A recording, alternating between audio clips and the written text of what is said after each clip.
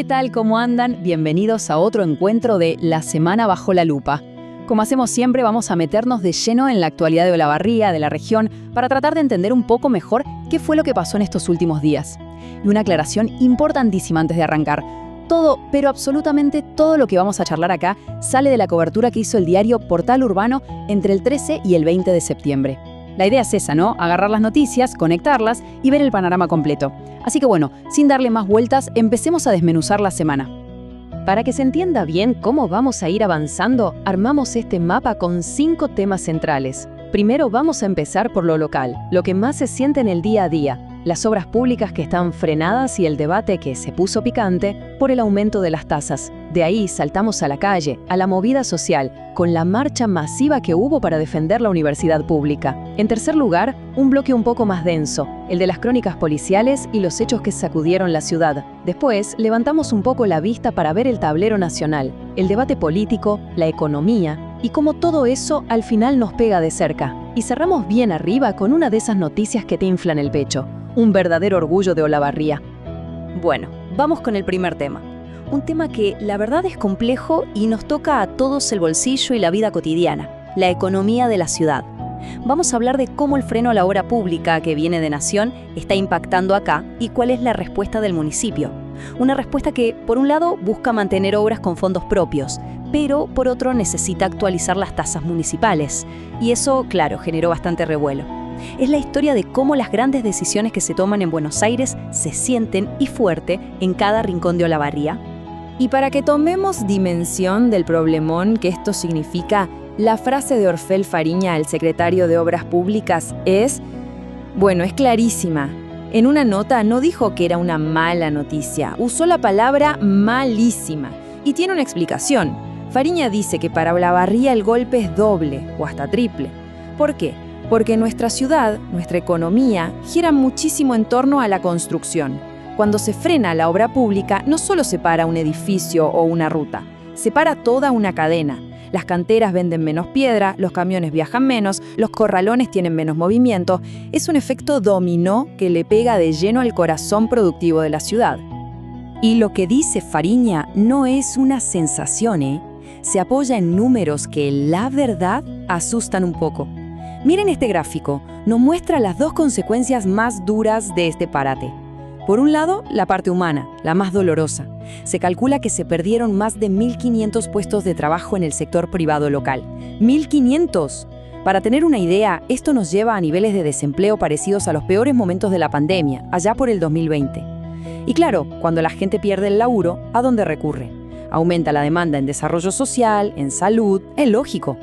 Y por el otro lado, el golpe a las cuentas del municipio. Cayó un 25% la recaudación del derecho de explotación de canteras. Ojo, este impuesto no es cualquier cosa. Representa casi el 19% de todo el presupuesto municipal. O sea que esta caída significa que al municipio le entra casi un 5% menos de plata total. No es un vuelto, es un agujero importante en la billetera municipal.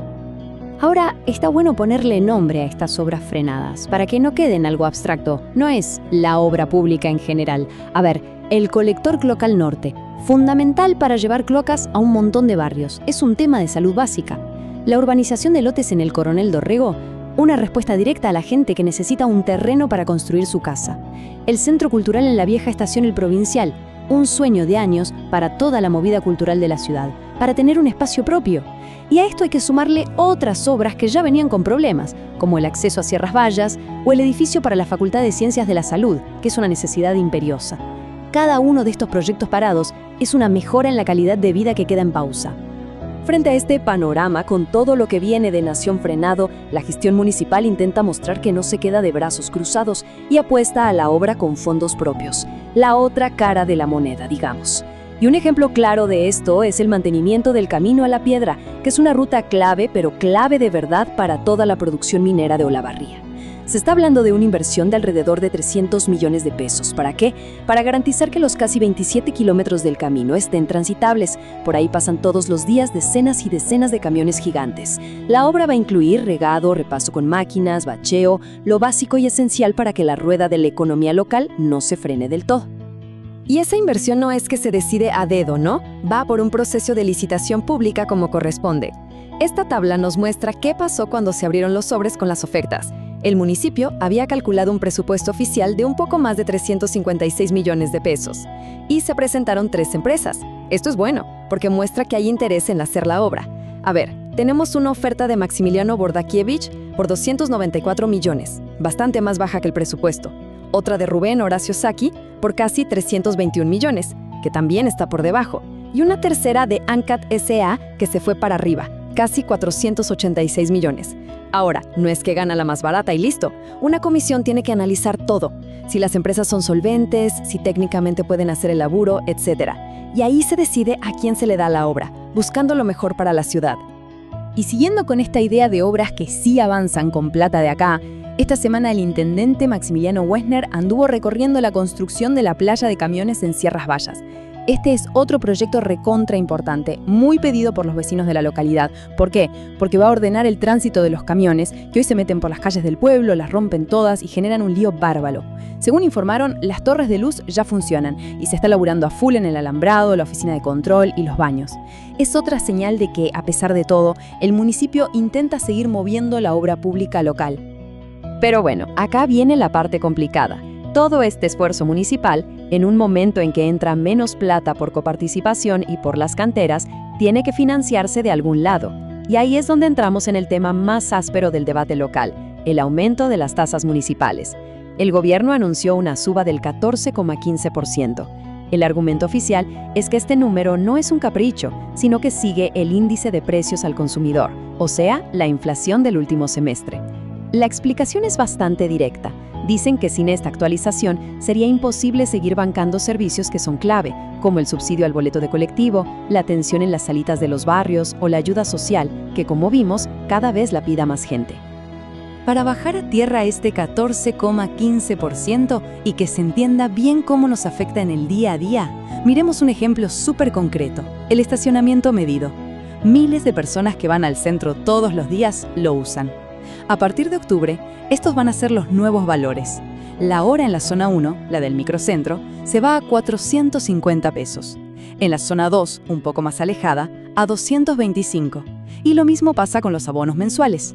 El de la zona 1 va a costar 32 lucas y el de la zona 2, 12 lucas. Es un reflejo clarito de cómo la inflación y las decisiones del gobierno se terminan viendo en el ticket del parquímetro. Y como era de esperar, apenas se anunció el aumento, saltó la oposición. Desde los bloques de Juntos por Olavarría y Pro-RF salieron con los tapones de punta. La crítica de ellos es interesante, porque no apuntan tanto al aumento en sí, sino a lo que ellos llaman una mala gestión de la plata que ya hay. Que dicen que hicieron cuentas y que del fondo que se arma con tasas del campo, específicamente para arreglar caminos rurales, se recaudaron más de 2.300 millones de pesos, pero que solo se gastó menos de la mitad. Entonces, la pregunta que le tiran al oficialismo es, ¿hace falta aumentar las tasas si no están usando la plata que ya tienen? Sobre todo viendo cómo están los caminos rurales. Un planteo fuerte. Y a esa crítica sobre la gestión se le sumó la del concejal radical Francisco González, que le metió un condimento más político, más ideológico al asunto. Fue al hueso. Acusó al gobierno de Wessner de usar exactamente la misma receta de ajuste que el gobierno nacional al que el kirchnerismo local critica tanto. Para González, esto no es solo un aumento, es un ajuste, porque dice que los servicios que da el municipio son cada vez peores. Y además, tiró una chicana política, diciendo que la decisión la guardaron y la sacaron justo después de las elecciones. Así que el debate está servido y todo indica que va a seguir en el Consejo Deliberante. Bueno, salimos un ratito del debate de la municipalidad para meternos en un tema que, si bien tuvo un epicentro fuertísimo en Olavarría, fue parte de algo mucho más grande, a nivel nacional. Esta semana, la defensa de la educación pública sacó a miles y miles de personas a la calle en todo el país, y nuestra ciudad fue protagonista de esa jornada de protesta. La foto del martes a la tarde en Olavarría fue impresionante, una marea de gente caminando por el centro. Y lo más fuerte fue ver quiénes estaban ahí. La marcha la encabezaban el intendente Wessner y los decanos de las facultades de Ingeniería, Sociales y Salud, pero atrás de ellos, una mezcla increíble. Estudiantes, profesores, personal no docente, egresados y un montón de vecinos que quizás no tienen nada que ver con la universidad, pero que sienten que este reclamo es de todos. ¿Qué fue lo que encendió la mecha? el veto del presidente Milei a la Ley de Financiamiento Universitario, una ley que buscaba actualizar la plata para las universidades y que el Congreso había votado por una mayoría aplastante. En el acto que se hizo en el Paseo Jesús Mendía, se leyó un documento que firmaron todos los sectores de la universidad. Y esa frase que estamos viendo es, creo yo, la que mejor resume de qué se trató todo, porque deja claro que no es una pelea por el sueldo de un grupito, es la defensa de un modelo de país. Es la idea de la universidad pública como el motor para que el hijo de un laburante pueda progresar, para que el país pueda generar su propia ciencia y tecnología. El comunicado también fue un mensaje directo a los diputados y senadores, pidiéndoles que no se olviden de esto y que insistan en el Congreso para dar vuelta el veto del presidente. Para entender bien por qué el conflicto llegó a este punto, hay que ver los reclamos en detalle. No es solo un tema de plata. Se está denunciando que, por la inflación, el presupuesto de las universidades perdió más de un 30% de su valor real, un tercio menos de poder de compra. Se habla también de una crisis de sueldos terrible, con la mayoría de los profesores y empleados universitarios ganando por debajo de la línea de pobreza. A eso se le suman las 90 obras paradas en todo el país y una de esas, como ya dijimos, es la de la Facultad de Salud acá en Olavarría. Y por último, un reclamo que ya es más político. Acusan al gobierno nacional de no querer sentarse a hablar y de armar una campaña para ensuciar y desprestigiar a la educación pública. Cambiamos de página completamente ahora y nos metemos en la sección de crónicas de la ciudad. Es un repaso a veces duro pero necesario por los hechos policiales, los accidentes y otras cosas que pasaron en Olavarría y que también marcaron la agenda de estos últimos 7 días. El panorama de las crónicas de esta semana es bien variado. Vamos a hablar de un caso de abigeato, que es un delito que siempre preocupa en la zona rural. También de un choque feo en una avenida muy transitada. Un allanamiento que terminó con una persona detenida por violencia de género. Vamos a tener que cubrir una noticia muy triste, una tragedia que golpeó a toda la ciudad. Recordaremos también un aniversario de otro hecho vial que dejó una cicatriz muy profunda en Olavarría. Y para el final, un par de operativos policiales que por suerte terminaron con buenas noticias.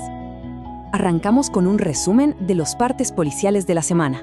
En la zona de Blanca Chica, en un campo llamado El Monolito, se denunció un caso de abigeato. Delincuentes carnearon una vaquillona de 230 kilos. Ya en la ciudad, hubo un palo bastante fuerte en la esquina de Avenida del Valle y Junín, entre un auto y una moto. El resultado, al menos 3 personas heridas que tuvieron que ser llevadas al hospital.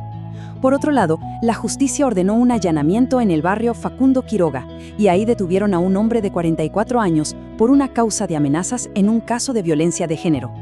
Y un dato de color si se quiere, esta semana sacaron las vallas que estaban rodeando la comisaría primera desde aquel lío de fines de julio por la muerte de Gonzalo Tamaeme. Y lamentablemente esta semana nos golpeó una noticia terrible, una tragedia vial con todas las letras. Pasó en el Camino de los Peregrinos, donde se cruza con la Avenida Reconquista. Un auto, un Fiat Palio, se la dio de frente contra uno de sus limitadores de altura de hormigón. El golpe fue tremendo. Laura Lavalle, de 38 años, y su hijita Giovanna Croci, de apenas 9, murieron en el momento. En el auto también iba el otro hijo de Laura, un nene de 6 años, que sobrevivió pero quedó internado en estado crítico.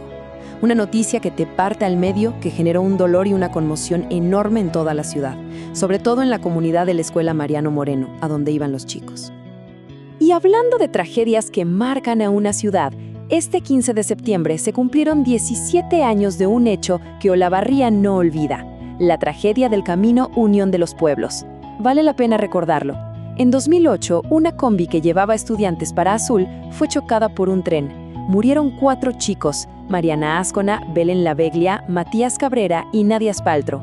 En el juicio, 2 años después, la conductora fue condenada a 4 años de cárcel. Pero tiempo después, la Cámara de Apelaciones cambió la sentencia, se la bajó a 3 años en suspenso y la mujer quedó en libertad. Cada año que pasa, este aniversario vuelve a abrir la herida y nos hace preguntar de nuevo por la seguridad en las rutas y por la justicia. Bueno, para cerrar esta sección de crónicas, 2 noticias con resultados positivos de la policía. Por un lado, la SUB-DDI de acá, después de investigar, encontró una moto de alta cilindrada que habían robado en Mar del Plata. La interceptaron en la calle y quedó a disposición de la justicia. Y en otro operativo, la policía detuvo en la zona de Avenida Trabajadores y Chiclana a un pibe de 20 años que andaba en una moto 110 que tenía pedido de secuestro por robo. Y ahora sí, abrimos el angular. Nos alejamos un poquito de Olavarría para mirar el escenario nacional. Porque, como decíamos al principio, lo que se discute en Buenos Aires, las peleas, las decisiones, no es algo que nos pasa por el costado. Al contrario, nos pega de lleno acá, en una obra que se frena, en el sueldo que no alcanza, en el presupuesto de la universidad. Y esta semana, el ring de la política y la economía estuvo al rojo vivo. Pocas cosas pueden mostrar mejor la grieta que hay en el país sobre cómo estamos que este cruce de frases. Después de presentar el presupuesto 2026 en cadena nacional, el presidente Milei tiró una frase llena de optimismo. Lo peor ya pasó. Bueno, al toque, su propia ministra de Seguridad, Patricia Bullrich, en una entrevista, se despegó de una forma rarísima. Yo no dije lo peor ya pasó, dijo. Un cortocircuito interno que hizo un ruido bárbaro. Y desde la otra punta, la respuesta del gobernador Kicillof fue letal. Dijo que el discurso del presidente es un disco rayado y que la realidad que él ve todos los días en la provincia de Buenos Aires es que la economía está mucho peor. 3 visiones del país que no se tocan en ningún punto. La semana también siguió con el análisis del día después de las elecciones legislativas en la provincia, donde al gobierno nacional no le fue nada bien, y para sorpresa de muchos, desde la Casa Rosada hubo autocrítica. El jefe de gabinete, Guillermo Francos, admitió que nacionalizar la elección en la provincia fue un error de estrategia, e incluso le tiró flores a Kicillof, diciendo que su campaña fue inteligente. Del otro lado, el gobernador, obviamente agrandado por el triunfo, siguió pegándole al gobierno nacional. Dijo que Milei, al vetar leyes, demuestra que no escucha nada. Y para mostrar el costo social del ajuste, tiró un dato tremendo. La demanda en los hospitales públicos de la provincia, según él, aumentó un 30%. Pero el gran tema económico de la semana fue, sin dudas, la presentación del proyecto de presupuesto para el 2026. Podemos rescatar algunos puntos clave. La columna vertebral de todo es buscar el equilibrio fiscal y monetario. De hecho, metieron un artículo que le prohíbe al Tesoro pedirle plata al Banco Central. La famosa maquinita es una de las grandes banderas del gobierno. En lo social, el proyecto promete aumentos por encima de la inflación para áreas muy sensibles, un 5% extra para jubilaciones y un 17% extra para salud. Y un dato que se conecta directamente con el lío de las marchas que vimos antes, le asignan 4,8 billones de pesos a las universidades nacionales. La gran pregunta ahora es si esa plata va a alcanzar para calmar las aguas, y sobre todo, cómo se va a ir entregando. Y mientras el presidente presentaba su presupuesto por cadena nacional, en el Congreso se estaba jugando otro partido. La oposición, tanto en diputados como en el Senado, empezó a mover las fichas para tratar de rechazar los vetos del presidente. Se enfocaron en 2 leyes que son clave, la del financiamiento para las universidades y la de emergencia para el Hospital Garrahan. Todo esto pasaba con las marchas en la calle como música de fondo. Se armó una pulseada de poder muy clara entre el Ejecutivo y el Legislativo, una pelea que va a definir el futuro de muchas políticas importantes en los próximos meses. Y llegamos al final, al último bloque. Ahora sí, nos damos permiso para dejar de lado un poco la tensión política, la economía, y cerramos con una noticia que nos pone contentos, que nos hace sentir orgullosos de ser de acá. Es un reconocimiento más que merecido a uno de los deportistas más grandes que dio Olavarría en toda su historia. El protagonista, obviamente, es Federico Chingotto. Con 28 años, el super ratón, como le dicen en el mundo del pádel, no para de crecer y esta semana se consolidó como el número 2 del ranking mundial de Premier Padel. El segundo mejor del mundo. Es una locura. Un logro que es fruto de años y años de laburo, de sacrificio, de dejar cosas de lado, de un talento increíble y de una garra que lo llevó a lo más alto del pádel mundial. Y el reconocimiento a esta carrera espectacular llegó también desde la política. La legislatura de la provincia de Buenos Aires aprobó una ley que impulsó el senador de acá, Eduardo Balibuca, para declararlo personalidad destacada del deporte. El propio Chingotto, desde España, donde vive y compite, se emocionó mucho y compartió estas palabras. Agradeció, se acordó de cuando empezó a jugar acá en Olavarría y dijo que este reconocimiento es un orgullo que comparte con toda la ciudad. Un final perfecto, ¿no? Que nos recuerda el valor del esfuerzo y la importancia de no olvidarse nunca de dónde venimos. Antes de cerrar, les contamos que para la producción de este material nos apoyamos en herramientas de lenguaje de última generación, que nos ayudan a procesar y organizar la información periodística de nuestra fuente. Y así llegamos al final de un nuevo episodio de La Semana Bajo la Lupa, donde realizamos un recorrido breve de los temas principales de lo acontecido en la última semana en nuestra ciudad. Dejamos una pregunta para que la piensen y nos cuenten. ¿Cuál fue la noticia que más les impactó o les hizo pensar esta semana? Los leemos en los comentarios. Nos despedimos hasta el próximo análisis. Nos pueden seguir desde nuestras redes sociales, en Instagram como @portalurbano, en Facebook nos encuentran como Portal Urbanoc, en X como @portalurbanoc, en nuestro canal de YouTube como @portalurbano y ahora en TikTok como @portal.urbano o a través de nuestro portal digital portalurbano.com.ar. Chao, hasta la próxima.